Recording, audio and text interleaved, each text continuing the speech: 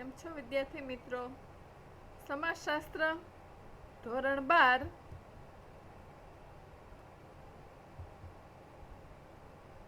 પાઠ 5 પરિવર્તનની સામાજિક અને સાંસ્કૃતિક પ્રક્રિયાઓ ભાગ 2, જેમાં સંસ્કૃતિકરણ અને પશ્ચિમીકરણ આ બંને મુદ્દાઓ વિશે આજે આપણે આ વિડીયોમાં ચર્ચા કરીશું. મહેતા સંગીતા, હું આ વિડીયો ચેનલમાં આપ સર્વનું સ્વાગત કરું છું. વિદ્યાર્થી મિત્રો,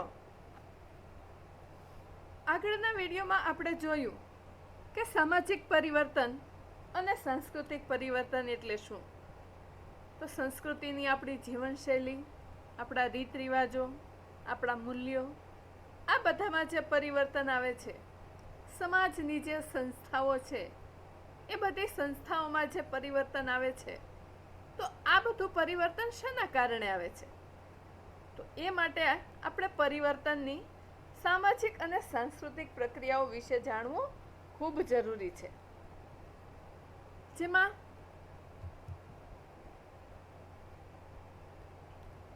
પરિવર્તન લાવનારી એટલે કે સમાજમાં જે સામાજિક અને સાંસ્કૃતિક પરિવર્તન આવે છે, એ પરિવર્તન લાવનારી પ્રક્રિયાઓ મુખ્ય 4 પ્રકારની છે. એક તો સંસ્કૃતિકરણ, 2 પશ્ચિમીકરણ, 3 વૈશ્વિકીકરણ અને 4 ઉદારીકરણ. આજે આપણે આ વિડીયોમાં સંસ્કૃતિકરણ અને પશ્ચિમીકરણ આ બંને મુદ્દાઓ વિશે ચર્ચા કરીશું. વિદ્યાર્થી મિત્રો,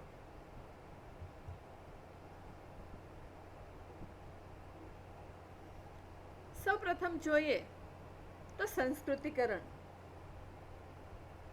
આપણા 11મા ધોરણની અંદર સ્તર રચના કરી અને એક મુદ્દો આવતો હતો. વિદ્યાર્થી મિત્રો, તો સ્તર રચનામાં જ્ઞાતિને બંધ પ્રકારની સ્તર રચના કહેવામાં આવી છે, જ્યારે વર્ગ વ્યવસ્થાને ખુલ્લા પ્રકારની સ્તર રચના કહેવામાં આવી છે.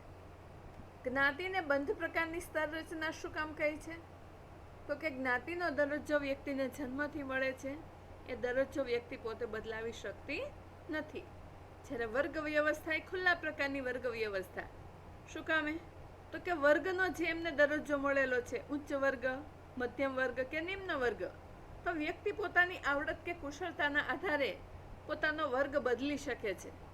તો એમાં એક વસ્તુ ખાસ હતી કે ભાઈ જ્ઞાતિ વ્યવસ્થા હોય એમાં દરજ્જા વિષયક પરિવર્તન શક્ય છે નહીં, એવું અમુક સમાજશાસ્ત્રીઓ માનતા હતા. પરંતુ આપણા ભારતના જાણીતા સમાજશાસ્ત્રી પ્રોફેસર M.N. શ્રીનિવાસે પોતાના એક અભ્યાસમાં દર્શાવેલું હતું કે જ્ઞાતિ એ બંધ પ્રકારની જે સ્તર રચના છે એમાં પણ પરિવર્તન શક્ય છે. એ પરિવર્તન કઈ રીતે શક્ય છે? તો એના અનુસંધાનમાં આ સંસ્કૃતિકરણનો ખ્યાલ એમણે સમજાવેલો છે. Doctor M.N. શ્રીનિવાસ સંસ્કૃતિકરણના ખ્યાલને સમજાવતા એમની એક જે ચોક્કસ વ્યાખ્યા આપી છે આપણે જોઈએ. વિદ્યાર્થી મિત્રો, તો કે સંસ્કૃતિકરણ એક એવી પ્રક્રિયા છે કે જેમાં નિમ્ન હિન્દુ જ્ઞાતિ, આદિવાસી કે અન્ય સમૂહો તેમનાથી ઉચ્ચ ગણાતી જ્ઞાતિઓ કે દ્વિજ જ્ઞાતિના રિવાજો, વિધિ વિધાન, વિચારસરણી અને જીવનશૈલીનું અનુકરણ કરે છે. આમ કરી અને તેઓ પોતાનો પરંપરાગત સામાજિક દરજ્જો એ જ્ઞાતિના કોટિક્રમમાં ઉચ્ચ હોવાનો દાવો કરે છે. સૌ પ્રથમ તો વિદ્યાર્થી મિત્રો, એક કન્ફ્યુઝન વાળો પ્રશ્ન છે. ઘણી વખત તમારે પરીક્ષામાં સંસ્કૃતિની વ્યાખ્યા પૂછાતી હોય છે, તો ઘણી વખત સંસ્કૃતિકરણની વ્યાખ્યા પૂછાતી હોય છે. તો આ બંને પ્રશ્નોમાં એમનો જવાબ લખવામાં ખાસ ધ્યાન રાખજો. વિદ્યાર્થી મિત્રો, સંસ્કૃતિ એટલે જીવન જીવવાની રીત, જીવનશૈલી, અને સંસ્કૃતિકરણ એ શું છે? તો કે એક વ્યક્તિ જ્યારે બીજી વ્યક્તિની સંસ્કૃતિનું અનુકરણ કરે છે એને સંસ્કૃતિકરણ કહેવાય. ટૂંકમાં આ વ્યાખ્યા આપણે કઈ રીતે યાદ રાખવાની છે કે સંસ્કૃતિકરણ એટલે એક જ્ઞાતિ અન્ય જ્ઞાતિની સંસ્કૃતિનું અનુકરણ કરે છે. તેને સંસ્કૃતિકરણ કહેવાય. આ એમ એન શ્રીનિવાસની વ્યાખ્યા આપણે થોડીક ડિટેલમાં જોઈએ, એનું વિસ્તૃતિકરણ કરીએ તો સંસ્કૃતિકરણ એ શું છે? તો કે ભાઈ એક જાતની એક પ્રક્રિયા છે. આ પ્રક્રિયામાં કઈ વસ્તુ બને છે? તો કે નિમ્ન હિન્દુ જ્ઞાતિઓ, એટલે કે પહેલાના સમયમાં આપણે જોઈએ છે વર્ણ વ્યવસ્થા હતી જે સમાજની અંદર, કે સૌથી ઉચ્ચ સ્થાને વર્ણ વ્યવસ્થામાં બ્રાહ્મણો હતા. એમના પછીના ક્રમે તો કે ક્ષત્રિય, વૈશ્ય અને શૂદ્ર, એટલે કે અમુક જ્ઞાતિઓ ઉચ્ચ હતી તો અમુક જ્ઞાતિઓ નિમ્ન હતી. આ વર્ણ વ્યવસ્થામાંથી જ છેવટે તો આ જ્ઞાતિઓ અને પેટા જ્ઞાતિઓ ઉતરી આવી છે. એટલે વર્ણ વ્યવસ્થાની જેમ જ જ્ઞાતિઓમાં પણ અમુક જ્ઞાતિઓનો દરજ્જો સમાજમાં ઊંચો હતો તો અમુક જ્ઞાતિઓનો દરજ્જો સમાજમાં નીચો હતો. પણ આ સંસ્કૃતિકરણની પ્રક્રિયામાં કઈ વસ્તુ થાય છે? તો કે જે નિમ્ન હિન્દુ જ્ઞાતિઓ, નિમ્ન હિન્દુ જ્ઞાતિઓ એટલે એવી જ્ઞાતિઓ કે સમાજમાં જેનો જે સામાજિક દરજ્જો છે એ પરંપરાગત રીતે નીચો છે. પછી આદિવાસી કે અન્ય સમૂહો, એટલે કે આદિવાસી સમૂહ, આદિવાસી જાતિઓ છે એનો દરજ્જો પણ સમાજમાં નીચો છે. અથવા તો કોઈ અન્ય એવા સમૂહો કે સમાજમાં એનું સામાજિક દ્રષ્ટિએ અથવા તો સાંસ્કૃતિક દ્રષ્ટિએ સમાજમાં એમનું સ્થાન નીચું છે. તો આવી નિમ્ન હિન્દુ જ્ઞાતિ, આદિવાસી કે અન્ય સમૂહો પોતાનાથી ઉચ્ચ ગણાતી જ્ઞાતિઓ કે દ્વિજ જ્ઞાતિના રિવાજો, વિધિ વિધાન, વિચારસરણી અને જીવનશૈલીનું અનુકરણ કરે છે. શું કરે છે? કઈ પ્રક્રિયા બને છે? તો કે નિમ્ન જ્ઞાતિ પોતાનાથી જે ઉચ્ચ જ્ઞાતિ હોય એનું, અથવા તો દ્વિજ જ્ઞાતિ. દ્વિજ શબ્દનો અર્થ શું થાય વિદ્યાર્થી મિત્રો? દ્વિજ એટલે બ્રાહ્મણ. દ્વિજ શબ્દનો અર્થ કરીએ તો આમ તો દ્વિજ એટલે 2 વખત જન્મ લેનાર, એવો એમનો શબ્દ થાય છે. તો બ્રાહ્મણ પણ બધા જ લોકોની જેમ એક જ વખત જન્મ લે છે, છતાં પણ એના માટે દ્વિજ શબ્દ શું કામ વપરાણો છો? તો કે બ્રાહ્મણ એક તો જ્યારે પોતાની જ્ઞાતિમાં જન્મ લે છે ત્યારે એનો પ્રથમ વખત જન્મ થાય છે, પરંતુ જ્યારે એની અમુક વય પછી એમને યજ્ઞોપવિત ધારણ કરવામાં આવે છે, જનોઈ પહેરાવવામાં આવે છે, ત્યારે ખરેખર એમનો બીજો જન્મ ગણાય છે. અને યજ્ઞોપવિત્ય ધારણ કરનાર એ જ વ્યક્તિ સાચો બ્રાહ્મણ ગણાય છે. એ જ બ્રાહ્મણ કર્મકાંડ કરી શકે છે, યજ્ઞ કરી શકે છે. બાકી જનોઈ ધારણ કરેલી ન હોય એ વ્યક્તિ આ કોઈ કાર્ય કરી શકતો નથી એવું માનવામાં આવતું. એટલા માટે દ્વિજ શબ્દ એ બ્રાહ્મણ માટે વપરાણો છે. એટલે કે જ્યારે નિમ્ન જ્ઞાતિ, આદિવાસી કે અન્ય નિમ્ન સમૂહો પોતાનાથી ઉચ્ચ જ્ઞાતિ અથવા તો દ્વિજ એટલે કે બ્રાહ્મણ જ્ઞાતિના રિવાજો હોય, એમના વિધિ વિધાનો હોય, એમની જે વિચારસરણી હોય એ અને એની જે જીવનશૈલી, રોજબરોજ કેવું જીવન જીવે છે, તો આ બધી વસ્તુઓનું અનુકરણ કરે છે. અને આમ કરી અને એ શું કરે છે? તો કે પોતાનો પરંપરાગત સામાજિક દરજ્જો એ જ્ઞાતિના કોટિક્રમમાં ઉચ્ચ હોવાનો દાવો કરે છે. સામાજિક દ્રષ્ટિએ તો સમાજમાં એમનું સ્થાન નીચું છે, પરંતુ એ લોકો એવું કહે છે કે અમે પણ આ ઉચ્ચ જ્ઞાતિઓની જેમ રહીએ છીએ, અમે પણ એમના રિવાજોની જેમ અમારા રિવાજો છે, અમારી વિચારસરણી પણ એમના જેવી છે અને અમારી જીવનશૈલી પણ એમના જેવી છે, એટલે અમે પણ આ ઉચ્ચ જ્ઞાતિઓ જેટલું જ સમાજમાં ઉચ્ચ સ્થાન ભોગવીએ છીએ, આવો એ લોકો દાવો કરતા હોય છે. તો આ જે પ્રક્રિયા સમાજમાં બને છે એને સંસ્કૃતિકરણ તરીકે ઓળખવામાં આવે છે. સંસ્કૃતિકરણનો ખ્યાલ એ ખૂબ પ્રાચીન હોવા છતાં આપણા ભારતના જાણીતા સમાજશાસ્ત્રી ડોક્ટર એમ.એસ. શ્રીનિવાસે સૌપ્રથમ સંસ્કૃતિકરણનો ખ્યાલ આપેલો. તમારે એક વાક્યની અંદર પ્રશ્ન પણ પૂછાય છે, ખાસ યાદ રાખજો વિદ્યાર્થી મિત્રો, કે સૌપ્રથમ સંસ્કૃતિકરણનો ખ્યાલ કોણે આપેલો? એમ.એસ. શ્રીનિવાસે. હવે આ જે સંસ્કૃતિકરણની પ્રક્રિયા છે એમાં શરૂઆતમાં સમાજશાસ્ત્રી એમ.એસ. શ્રીનિવાસે બ્રાહ્મણીકરણ શબ્દનો પ્રયોગ કરી અને આ ખ્યાલ રજૂ કર્યો હતો. બ્રાહ્મણીકરણ શબ્દ આપવા પાછળનું કારણ પણ કેવું હતું? તો કે દક્ષિણ ભારતના અભ્યાસના આધારે તેઓ એવું માનતા હતા કે નિમ્ન જ્ઞાતિઓ અથવા તો આદિવાસી સમૂહો માત્ર બ્રાહ્મણોનું જ અનુકરણ કરે છે. વર્ણ વ્યવસ્થામાં પણ બ્રાહ્મણોનું સ્થાન ઊંચું હતું. ત્યાર પછી વર્ણ વ્યવસ્થામાંથી જે હિન્દુ ધર્મમાં જ્ઞાતિ વ્યવસ્થા ઉતરી આવી એમાં પણ બ્રાહ્મણોનું સ્થાન ઊંચું હતું. એટલે એમ.એસ. શ્રીનિવાસને એવું લાગેલું કે આ જે નિમ્ન જ્ઞાતિઓ છે એ ફક્ત ઉચ્ચ જ્ઞાતિ તરીકે બ્રાહ્મણોના જ રિવાજો, વિધિ વિધાન અને જીવનશૈલીનું અનુકરણ કરે છે. એટલે શરૂઆતમાં એમણે બ્રાહ્મણીકરણ એવો શબ્દ વાપર્યો. પરંતુ એ જ સમયે ભારતમાં સંશોધન કરતા સમાજશાસ્ત્રી ડેવિડ પોકોક અને અન્ય માનવશાસ્ત્રીઓએ ડૉક્ટર શ્રીનિવાસનું ધ્યાન દોર્યું કે ભારતના જુદા જુદા પ્રદેશોમાં બ્રાહ્મણો ઉપરાંત ક્ષત્રિયો કે અન્ય દ્વિજ જ્ઞાતિઓનું પણ અનુકરણ કરવામાં આવે છે. જો પ્રશ્ન પણ તમારે પૂછાય છે, યાદ રાખજો વિદ્યાર્થી મિત્રો ખાસ, કે સંસ્કૃતિકરણ માટે સૌ પ્રથમ કયો શબ્દ વપરાણો હતો? બ્રાહ્મણીકરણ. બ્રાહ્મણીકરણમાંથી સંસ્કૃતિકરણ શબ્દ કઈ રીતે આવેલો? તો આ બંને મુદ્દાઓ ખાસ ધ્યાનમાં રાખજો. એટલે પહેલા શ્રીનિવાસને એવું લાગ્યું કે ફક્ત બ્રાહ્મણોનું જ અનુકરણ કરે છે, પણ એ સમયે બીજા જે બે સમાજશાસ્ત્રીઓ હતા, એક ડેવિડ પોકોક અને બંને બીજા જે માનવશાસ્ત્રીઓ હતા, એ બધાએ શ્રીનિવાસને શું કહ્યું કે ફક્ત બ્રાહ્મણોનું નહીં, બ્રાહ્મણો સિવાય એવી અમુક ઉચ્ચ ક્ષત્રિયો અથવા તો અન્ય એવી ઉચ્ચ જ્ઞાતિઓ છે કે જેનું અનુકરણ પણ લોકો કરે છે.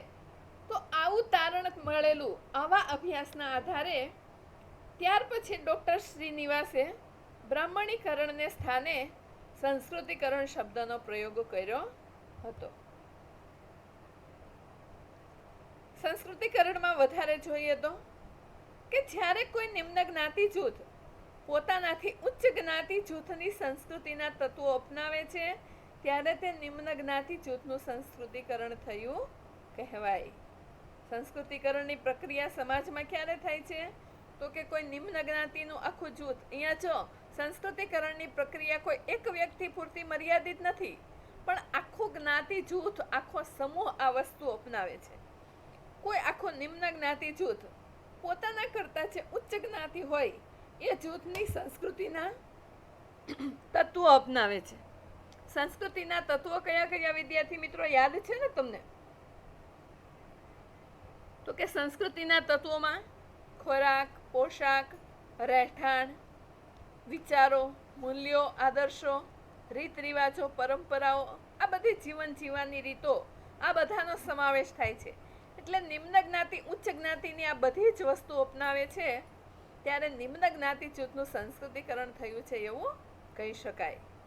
ભારતની અનેક નિમ્ન જ્ઞાતિઓએ ઉચ્ચ જ્ઞાતિઓની અટકો, નામ, રીત રિવાજ, ધાર્મિક પદ્ધતિઓ, ખાનપાન, પોશાક, ભાષા, વ્યવસાય, કલા, લગ્ન અને કુટુંબ જીવનની પરંપરાઓ વગેરે અપનાવી અને પોતાનું સંસ્કૃતિકરણ કર્યું છે. એટલે કે પોતાની જ્ઞાતિને ઉચ્ચ છે એવો દાવો કરવા માટે આ નિમ્ન જ્ઞાતિઓએ ઉચ્ચ જ્ઞાતિની કઈ કઈ વસ્તુઓ અપનાવી છે? તો કે ઘણા લોકોએ તો પોતાની અટકના બદલે ઉચ્ચ જ્ઞાતિની અટક પોતાની સાથે લગાવી દીધી છે, એમનું નામ લગાવી દીધું છે.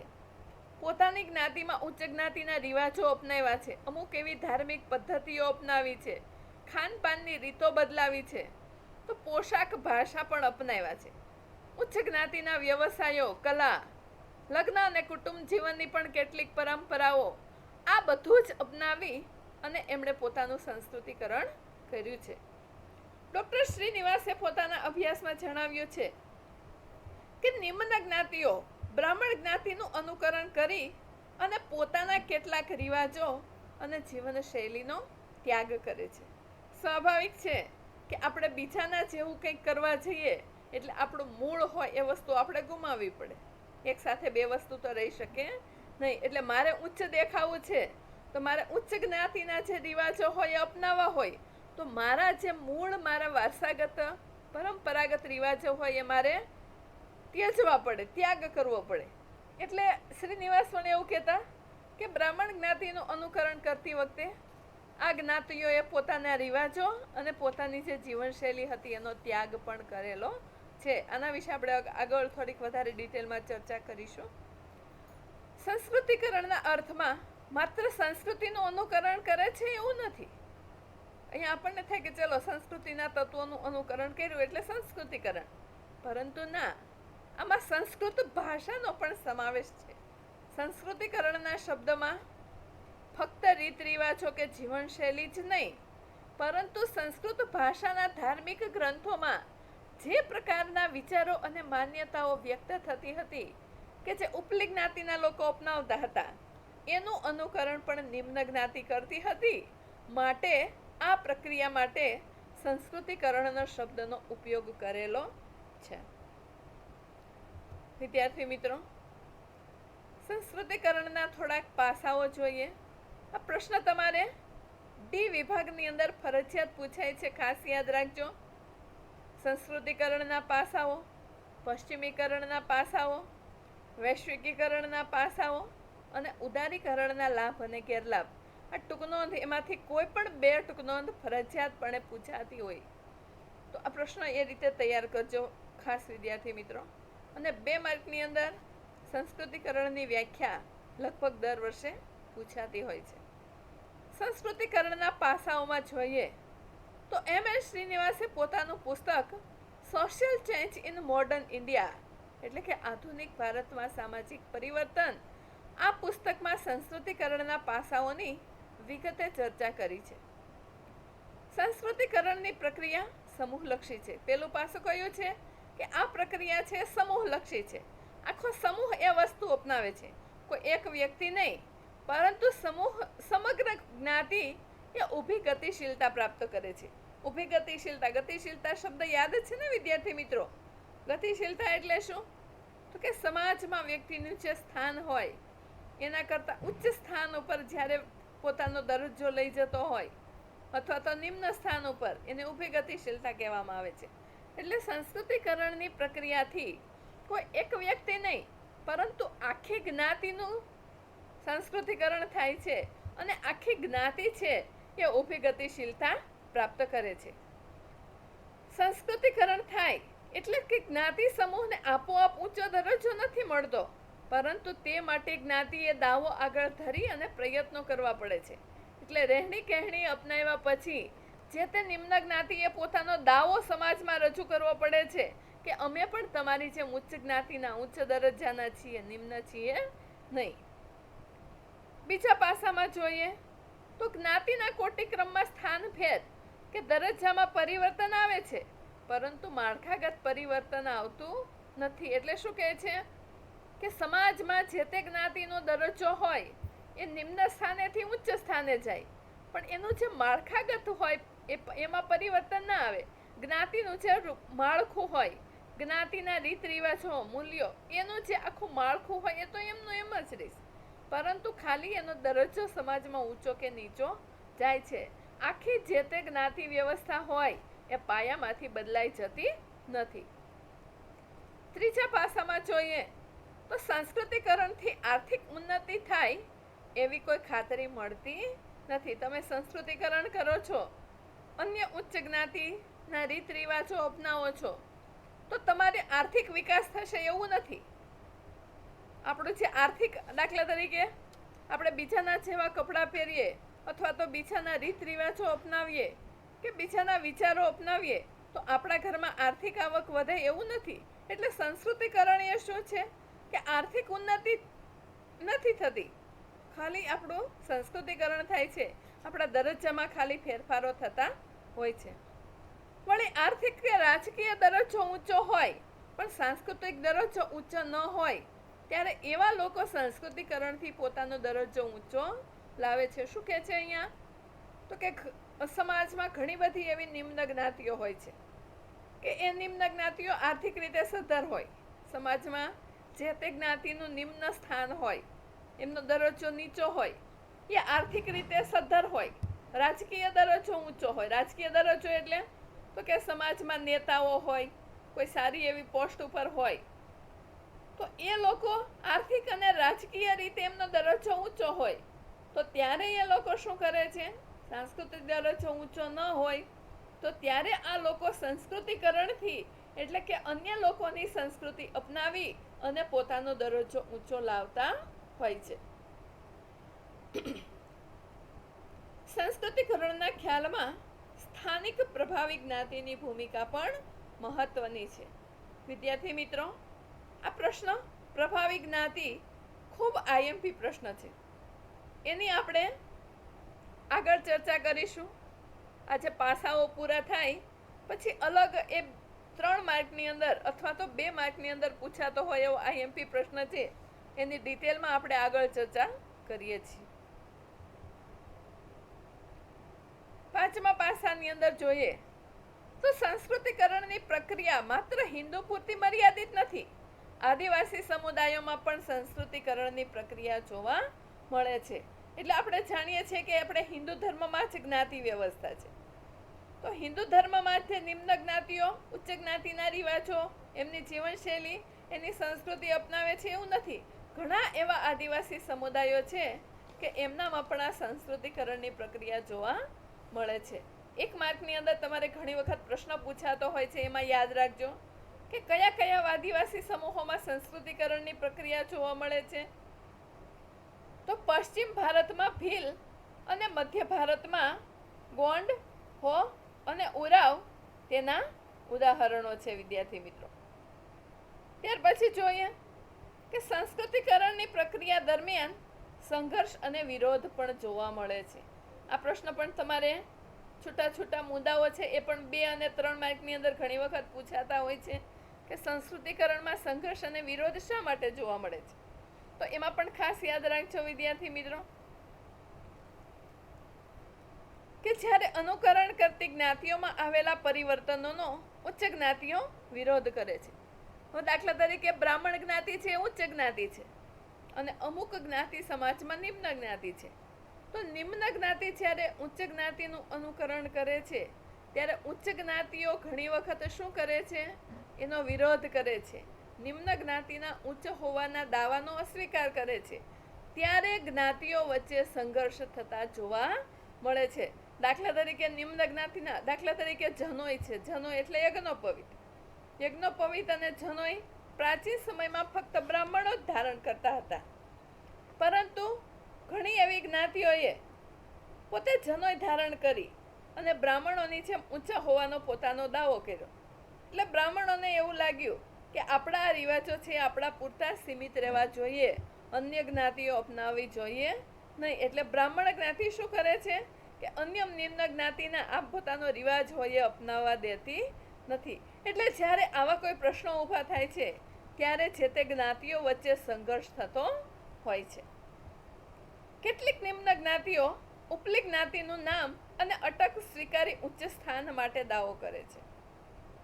ઘણી વખત શું કરે છે આ લોકો કે પોતાની જે અટક હોય એની સાથે અથવા તો પોતાની જ્ઞાતિનું નામ હોય એની સાથે ઉચ્ચ જ્ઞાતિનું નામ જોડી દેતા હોય છે. પહેલાના સમયમાં આ વસ્તુ ક્યારે ધ્યાનમાં આવી છે તો કે આ માટે 1931ની સેન્સસમાં પોતાની જ્ઞાતિની નોંધણી ઉચ્ચ જ્ઞાતિમાં કરાવી હતી. આ પ્રક્રિયાને પણ શ્રીનિવાસ સંસ્કૃતિકરણ કહે છે.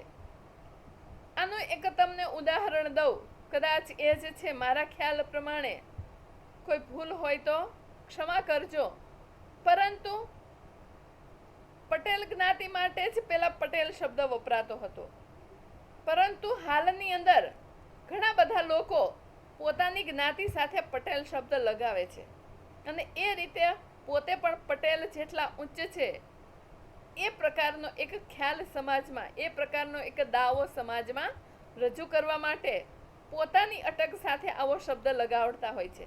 અથવા તો એમની કોઈ સરનેમ હોય, એમનું નામ હોય, એ પોતાની અટક સાથે લગાવી અને પોતે પણ ઉચ્ચ છે એ રીતે પોતે દાવો કરતા હોય છે. તો આ વસ્તુ પણ એક સંસ્કૃતિકરણનું ઉદાહરણ છે.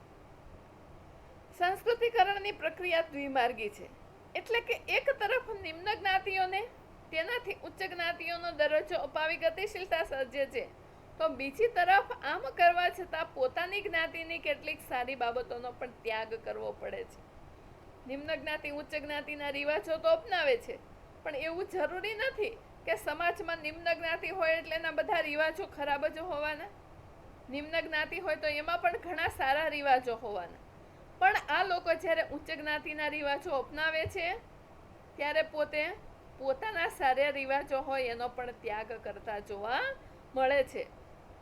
દાખલા તરીકે એનું એક અહીંયા ઉદાહરણ આપેલું છે કે વિધવા વિવાહ પ્રતિબંધ. પહેલાના સમયમાં ફક્ત બ્રાહ્મણ જ્ઞાતિમાં જ આ રિવાજ હતો, વિધવા વિવાહ પ્રતિબંધ. કોઈ સ્ત્રીનો પતિ મૃત્યુ પામે છે, એ સ્ત્રી વિધવા થાય તો એ સ્ત્રી ફરીથી લગ્ન કરી શકતી નથી. આ રિવાજ ફક્ત બ્રાહ્મણો પૂરતો જ મર્યાદિત હતો. નિમ્ન જ્ઞાતિમાં આવું કશું હતું નહીં. વિધવા સ્ત્રી હોય તો પણ એ ફરીથી લગ્ન કરતી. પણ નિમ્ન જ્ઞાતિઓ આ બ્રાહ્મણોનો રિવાજ અપનાવ્યો એટલે પોતે એમના ધર્મની અંદર, પોતાના જ્ઞાતિની અંદર જે મહિલા પુનઃ લગ્નનો આવકારદાયક એક પરંપરા હતી એનો ત્યાગ કર્યો અને વિધવા વિવાહ પ્રતિબંધ એ કુરિવાજ એને પોતાની જ્ઞાતિમાં અપનાવેલો છે. એટલે દ્વિમાર્ગીની અંદર ખાસ યાદ રાખજો કે નિમ્ન જ્ઞાતિ બીજી જ્ઞાતિના રિવાજો અપનાવે છે ત્યારે ઘણી વખત પોતાની કેટલીક સારી બાબતો હોય એનો પણ એ લોકો ત્યાગ કરતા હોય છે. તો સંસ્કૃતિકરણના આ પાસાઓ ઉપરથી તમને ખ્યાલ આવ્યો હશે વિદ્યાર્થી મિત્રો કે સંસ્કૃતિકરણ એ શું છે. આગળ ચોથા મુદ્દામાં આપણે જોયું કે સંસ્કૃતિકરણના ખ્યાલમાં સ્થાનિક પ્રભાવી જ્ઞાતિની ભૂમિકા ખૂબ મહત્વની છે. પ્રભાવી જ્ઞાતિ એટલે શું વિદ્યાર્થી મિત્રો?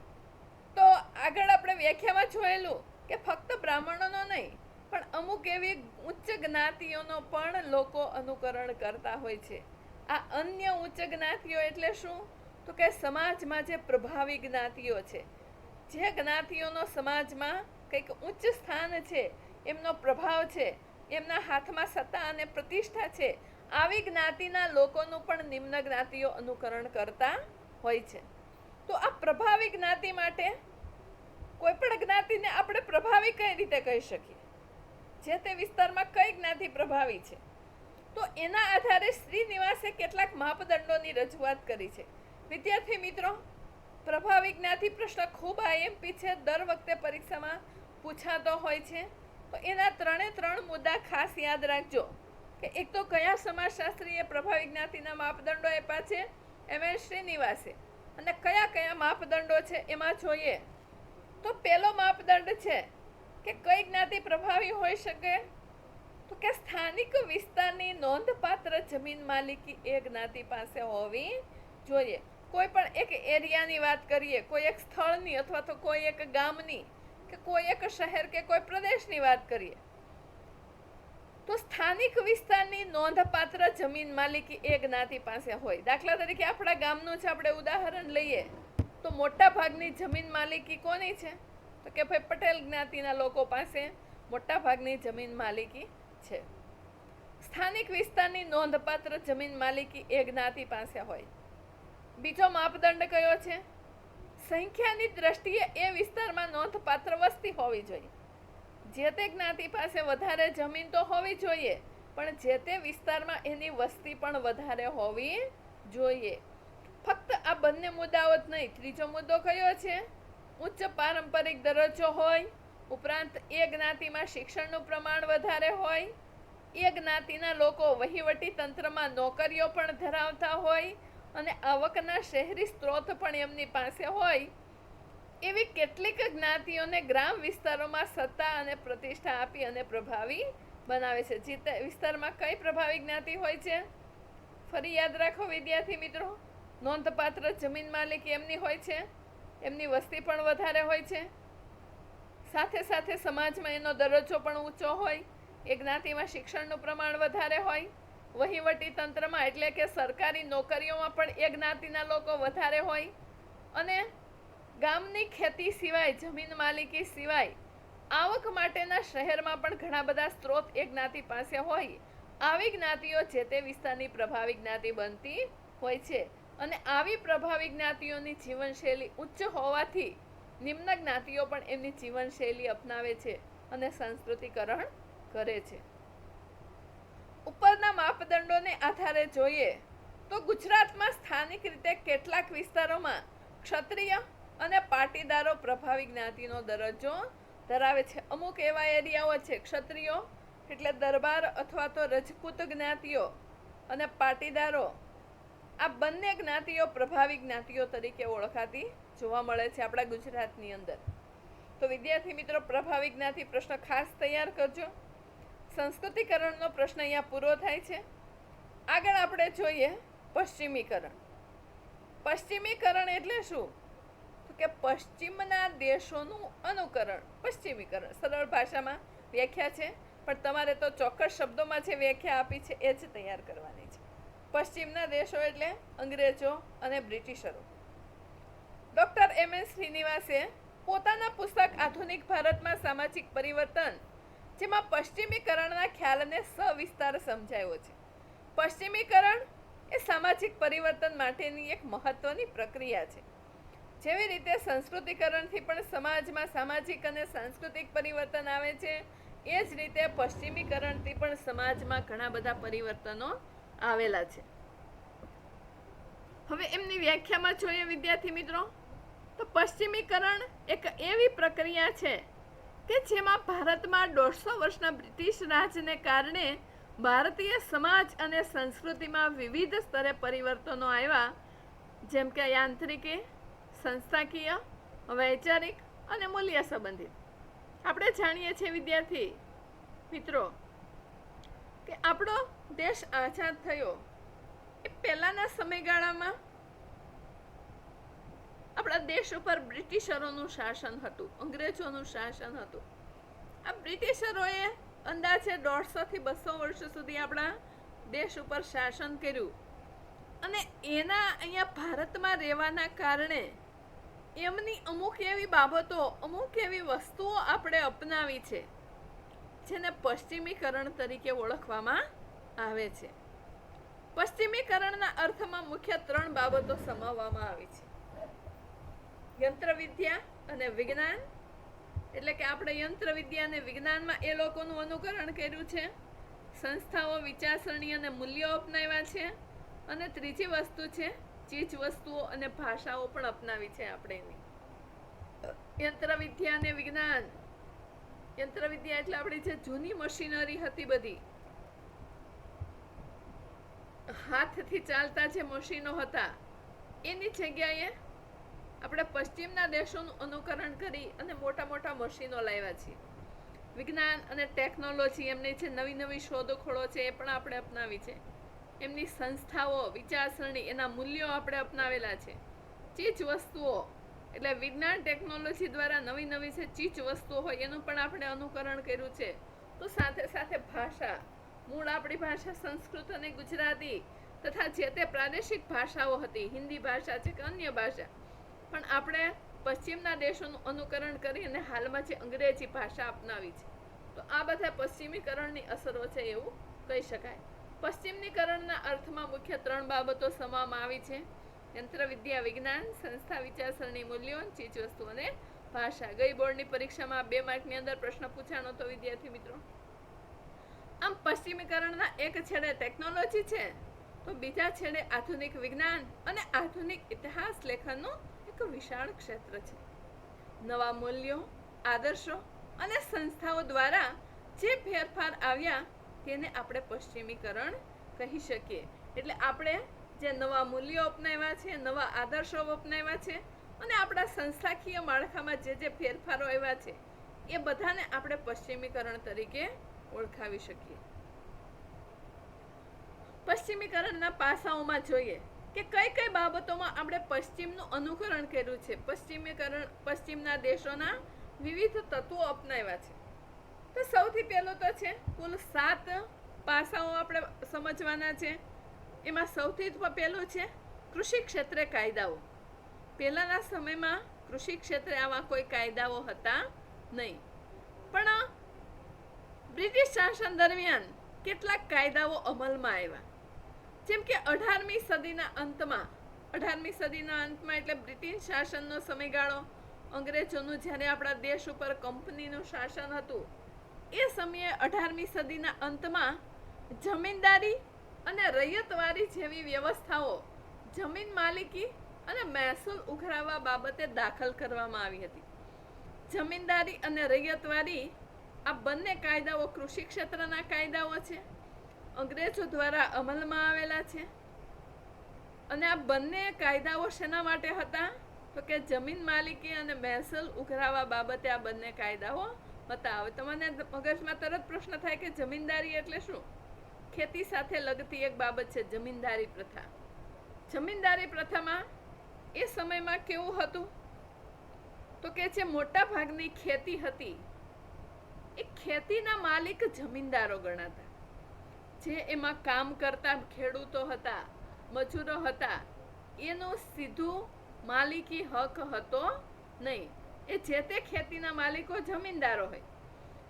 જે તે વ્યક્તિ એમાં કામ કરે એમાંથી અમુક હિસ્સો એને મળતો અને બાકીનો હિસ્સો જમીનદારો લઈ લેતા.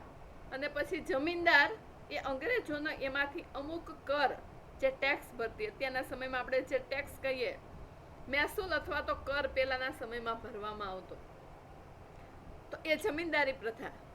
ત્યાર પછી થોડા સમય પછી રૈયતવારી પ્રથા આવી. દક્ષિણના પ્રદેશોમાં, ખાસ કરીને મદ્રાસમાં રૈયતવારી પ્રથા એટલે શું?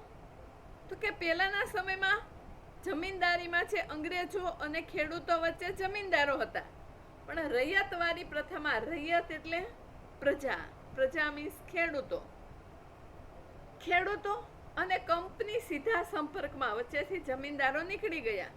તો રૈયતવારી પ્રથામાં ખેડૂત હતો એ જમીનનો માલિક બન્યો અને કંપની સરકાર એ સીધી જ જે તે ખેડૂત પાસેથી અમુક ટકા કર ઉઘરાવતી, અમુક ટકા મહેસૂલ ઉઘરાવતી. અને જે જમીનદારોનો માલિક હતો એ રૈયતવારીમાં જોવા મળતો ન હતો. તો આ બંને વ્યવસ્થાઓ હતી. એ નવા નવા કાયદાઓ આવ્યા. પરિણામે ગ્રામીણ વિસ્તારોમાં નવા ભૂમિ સંબંધો સ્થપાયા હતા. દરેક જગ્યાએ આપણે ખાસ કરીને જાણીએ છીએ કે આપણા ભારતના બધા જ ગામડાઓ ખેતી કરતા આપણો દેશ છે. બધા જ ગામડાઓમાં મુખ્ય વ્યવસાય ખેતી છે. તો એ સમયે અંગ્રેજોના સમયગાળામાં આ જમીનદારી અને રૈયતવારી જેવી પ્રથાઓ આવી હતી કે જે કૃષિ ક્ષેત્રે નવા કાયદાઓ અને નવા ભૂમિ સંબંધો સ્થપાયા હતા. ત્યાર પછી આપણા દેશની અંદર પશ્ચિમના અનુકરણથી બીજું કઈ વસ્તુ આપણે અપનાવી? તો કે આધુનિક ન્યાય વ્યવસ્થા. આપણા અત્યારની જે આધુનિક ન્યાય વ્યવસ્થા છે એ પણ આપણા પશ્ચિમના દેશોનું અનુકરણ જ છે. બ્રિટિશરોએ સમાજ વ્યવસ્થાની જાળવણી માટે નવા નવા કાયદાઓ બનાવ્યા, કાનૂન અને ન્યાયતંત્રની વ્યવસ્થા ઊભી કરી તથા લશ્કર અને પોલીસ દળની નવેસરથી રચના કરી અને જેના કારણે સમાજમાં મોટો બદલાવ આવ્યો. પહેલાના સમયમાં છે રાજા રજવાડાઓનો સમયગાળો હતો. એના બદલે બ્રિટિશરોના સમયમાં નવા નવા કાયદા, લશ્કર, પોલીસ અને ન્યાયતંત્રની વ્યવસ્થા આવી. અને આ બધાના કારણે સમાજમાં ખૂબ મોટું પરિવર્તન આવેલું જોવા મળે છે. ત્યાર પછી શિક્ષણ વ્યવસ્થા. તો બ્રિટિશરોએ ભારતમાં પશ્ચિમી શિક્ષણ વ્યવસ્થા દાખલ કરી અને જેથી શિક્ષણ બધા માટે ખુલ્લું થયું. પહેલાના સમયમાં બધા જ લોકો શિક્ષણ મેળવી શકતા ન હતા. ઉચ્ચ જ્ઞાતિઓ અને અમુક જે જ્ઞાતિઓ હતી એ જ શિક્ષણ મેળવતી હતી. પણ બ્રિટિશરોના કારણે દરેક લોકો માટે શિક્ષણ ખુલ્લું થયું અને ફક્ત પુરુષો નહીં, સ્ત્રીઓ માટે પણ શિક્ષણની વ્યવસ્થા જોવા મળી. સમય છતાં આ શિક્ષણ વ્યવસ્થાએ ગ્રામ્ય વિસ્તારો સુધી નવા વિચારો અને નવા મૂલ્યોનો પ્રસાર કર્યો. એટલે જેમ જેમ લોકો શિક્ષણ લેતા થયા એમ જાગૃત થયા અને એના કારણે ગ્રામ્ય વિસ્તારો સુધી નવા નવા વિચારો, નવા નવા આદર્શોનો પ્રચાર થયો. અત્યારની આપણી જે અંગ્રેજી શિક્ષણ વ્યવસ્થા છે, ઇંગ્લિશ મીડિયમનો, અત્યારે તમે જાણો છો વિદ્યાર્થી મિત્રો કે પોતાનું બાળક ઇંગ્લિશ મીડિયમમાં ભણે એવો ઘણા વાલીઓમાં ક્રેઝ જોવા મળે છે. તો આ જે અંગ્રેજી શિક્ષણ આપણે ભણીએ છીએ એ પણ પશ્ચિમીકરણના કારણે જ અસ્તિત્વમાં આવેલું છે. અને આ નવી શિક્ષણ વ્યવસ્થાને કારણે મુંબઈ, કલકત્તા, મદ્રાસ આ બધી જ જગ્યાએ નવી નવી યુનિવર્સિટીઓની સ્થાપના થવા લાગી અને ઉચ્ચ શિક્ષણનો વ્યાપ વધવા લાગ્યો. છાપખાનાઓ. અત્યારે તમે જે પુસ્તકો વાંચો છો ને બધા, એ પહેલાના સમયમાં આવા છાપખાના આપણા ભારતની અંદર નહોતા. છાપખાનાની શરૂઆત બ્રિટિશરોના રાજ્ય સાથે જ થઈ છે. એ સમયના પહેલા તમે બધા જાણતા હશો કે ભોજપત્રો, તાડપત્રો આવા બધા ઉપર બધા પુસ્તકો લખાયેલા હતા. આપણા પ્રાચીન ગ્રંથો છે એ બધા શિલાલેખો, આ બધી વસ્તુઓ ઉપર લખવામાં આવતું. પણ અંગ્રેજો આપણા દેશ ઉપર શાસન કરવા આવ્યા. એમની શાસન વ્યવસ્થા હતી એ બ્રિટિશરોએ ભારતમાં છાપખાનાની શરૂઆત કરી અને એના પગલે પગલે અખબારો એટલે કે વર્તમાનપત્રો, પુસ્તકો અને સામયિકોનું પ્રકાશન ભારતમાં શરૂ થયું અને વિસ્તર્યું. સમાજમાં વિવિધ વર્ગો અને સમૂહોમાંથી વિચારો વ્યક્ત કરવા માટે છાપખાનાએ આધુનિક સગવડ ઊભી કરી અને તેના કારણે વૈશ્વિક સ્તરના નવા વિચારો અને મૂલ્યોનો પ્રચારવામાં આવ્યા.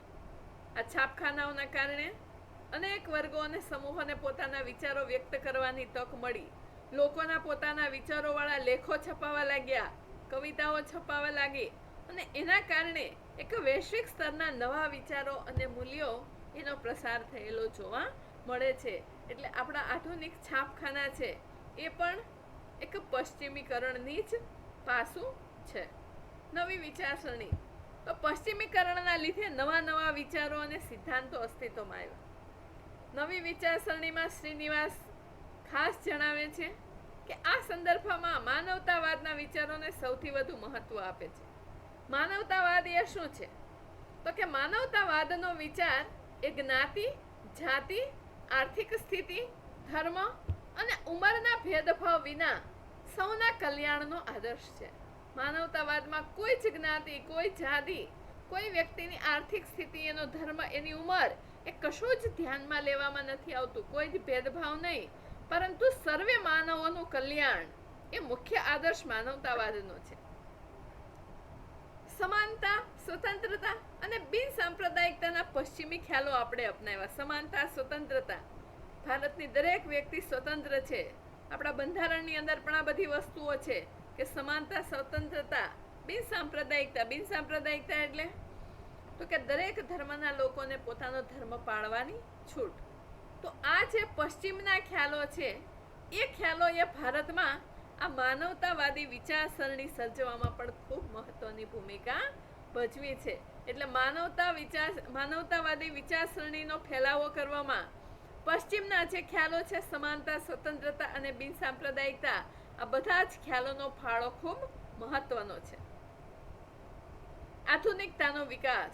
તો પશ્ચિમના દેશોનું અનુકરણ કરી અને આપણા સમાજમાં આધુનિકતા આવી છે એવું આપણે કહી શકીએ. લોકો વિચારોથી આધુનિક બન્યા છે.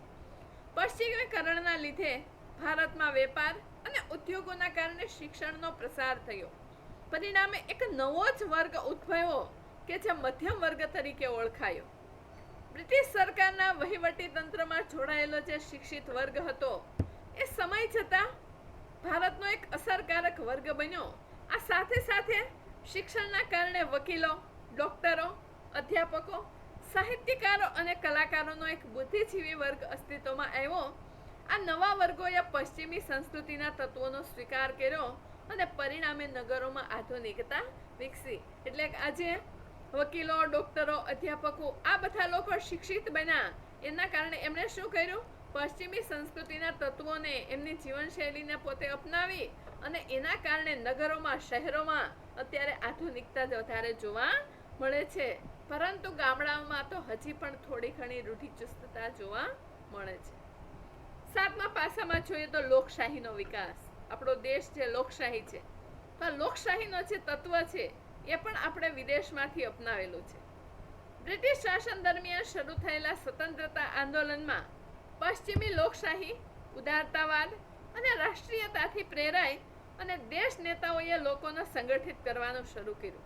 આપણો દેશ જ્યારે આઝાદ નહોતો, સ્વતંત્રતાના આંદોલનો ચાલતા હતા, ગાંધીજી અને અન્ય જે સ્વતંત્ર સેનાનીઓ એ બધાએ પશ્ચિમી લોકશાહીથી પોતાની લડાઈઓ શરૂ કરી હતી.